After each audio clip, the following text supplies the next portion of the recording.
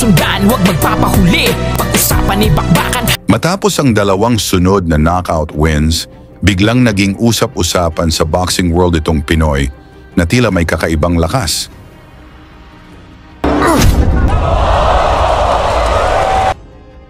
Marami ang humanga, pero may ilan din na nagsabi na may agimat itong si Megrino.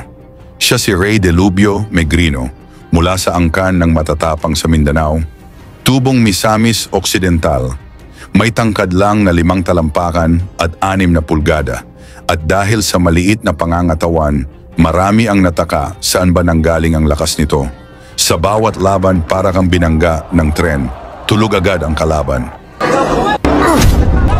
Isa sa kanyang pinakamatinding biktima, ang kinatatakutang Thai legend, si Pongsaklek Wonjongkam. 2 beses naging world champion, may 84 na panalo, 46 na dito via knockout, at nakapatumba na ng 34 na Pinoy. Kilala na pinakamatagal na WBC world champion. Pero hindi siya ligtas sa kamao ni Megrino. 2 beses niyang pinabagsak si Wonjongkam at tinapos ang laban sa round 3. At binawi ni Megrino ang hawak nitong WBC title.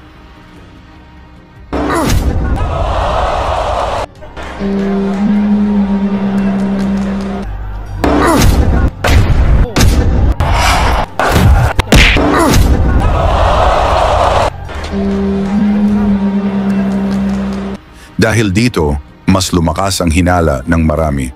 Baka may anting-anting nga itong si Delubio. Kaya para masubok ang agimat ni Megrino, sa Japan naman siya dumayo. Dito niya nakatapat ang hambog na undefeated MMA world champion, si Kenji Kubo. Abay sobrang yabang ng hapon na ito.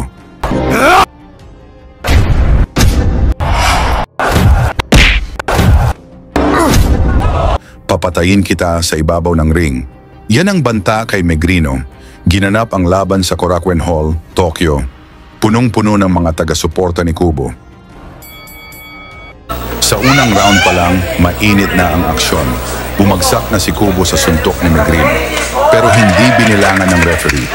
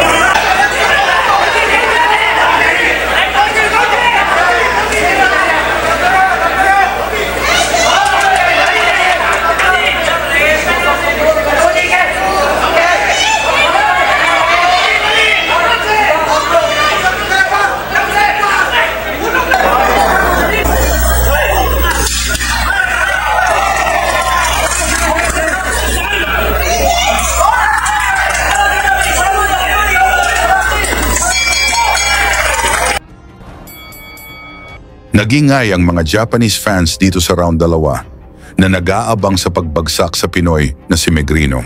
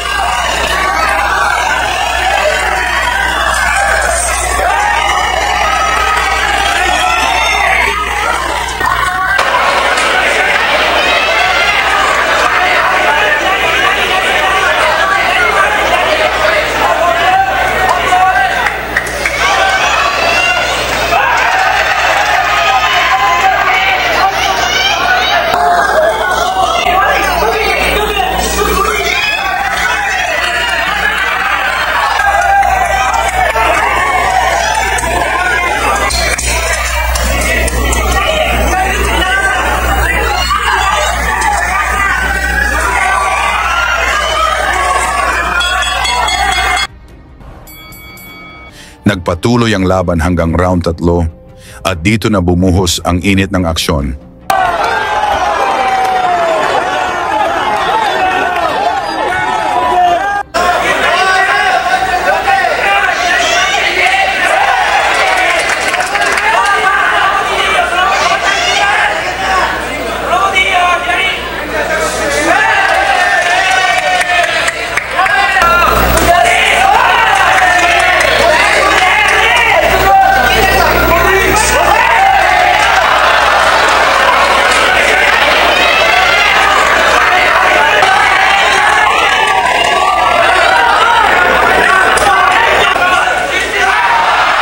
Isang malakidlat na kanan mula kay Megrino.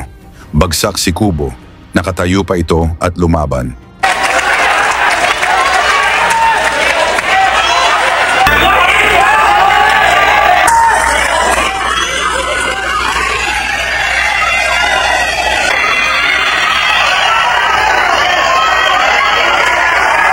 Mula sa kombinasyon ni Megrino, tulog si Kubo bago pa bumagsak. Panalo si Megrino via knockout sa round 3. Dahil dito, muling uminit ang usapan.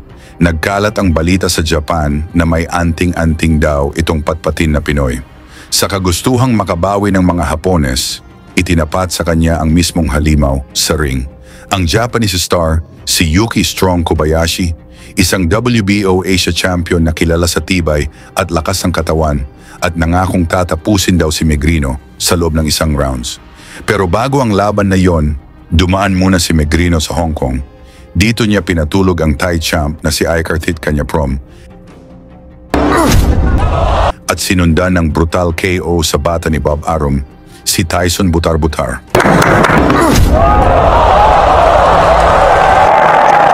Pareho silang nawala ng malay, mabuti na dala agad sa ospital at muntikan pang bawian ng buhay. Kaya lalo pang kumalat ang balitang gumagamit si Megrino ng agimat. Kahit pa sa pinakitang performance ni Megrino, hindi rin natinag dito sa Kobayashi na isang WBO Asia champion na nangakong tatapusin ng maaga si Megrino. Pero laking gulat nila dahil sa loob lang ng 23 segundo, tinapos ni Megrino ang laban.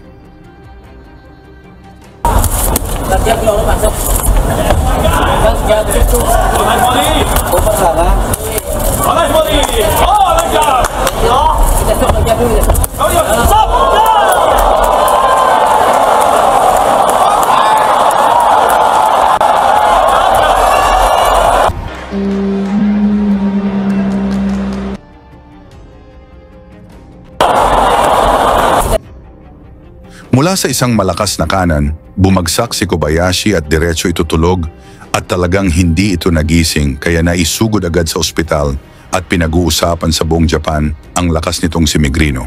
At pinaghinala ang gumamit ng anting-anting. Paano na lang kung ganito kalakas na suntok ang makatapat ni Inoue, mapanatili pa kaya nito ang undefeated record?